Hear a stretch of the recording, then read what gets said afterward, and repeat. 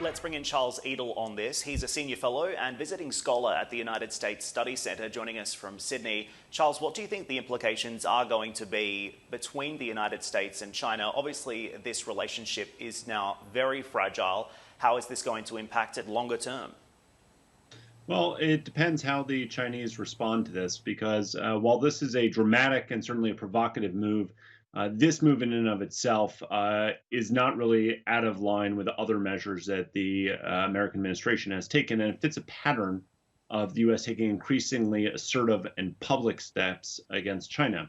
In terms of what happens next, as I said, it depends what the Chinese do in response. This consulate, this Chinese consulate in Houston, is in fact the sister consulate to the U.S. consulate in Wuhan, which has basically been shut down since the outbreak of the coronavirus pandemic. It is unclear if the Chinese will simply take actions against a U.S. consulate that's already shut down, or if they choose to further escalate by going after another U.S. consulate in, say, Chengdu, Guangzhou, or even Hong Kong. And the Chinese have called this outrageous and unjustified. It's likely we will see some kind of retaliation, but as you say, what that looks like really remains to be seen. Of course, in an unprecedented election year as well for the United States, this is quite a significant move. How is this going to factor into that election? Do you think that the president is now going to be using this as somewhat of a distraction against the virus and a battering ram for his base? Well, in terms of politically, Trump is certainly hoping that this move will distract from the administration's horrific response to the pandemic within America, and that will help convince Americans that he's tough on China.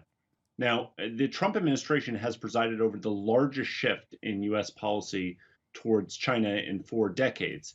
But Mr. Trump himself has vacillated pretty wildly on China. He's regularly praised Xi Jinping. He's pleaded with Xi Jinping for help in the re-election, and he's failed to denounce and even at times seemed to encourage Chinese repression in Hong Kong and Xinjiang. So it is unclear whether or not shining the spotlight directly on China adds up to a plus or not politically from Trump. What is the end game here for the United States with all of this? Or does the United States even know what the end game is? Well, it's a little bit unclear on the tit for tat here, particularly on the consulates, what the end game is. What the Trump administration is doing overall is calling attention to issues that China has taken that need to be addressed. And that's why I said it's very much in line with other actions that the administration has taken, whether or not that's limiting Chinese students who have direct link to the Chinese military from researching in American universities, the recent Justice Department indictments of Chinese cyber actors. That includes ones, as you just showed on the segment, that seem to be trying to increase the cyber attacks, the cyber espionage on research in the United States into a coronavirus vaccine.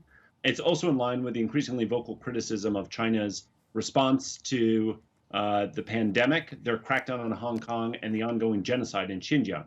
So whether or not this per se has an end game, the idea seems to be to ratchet up tensions with China.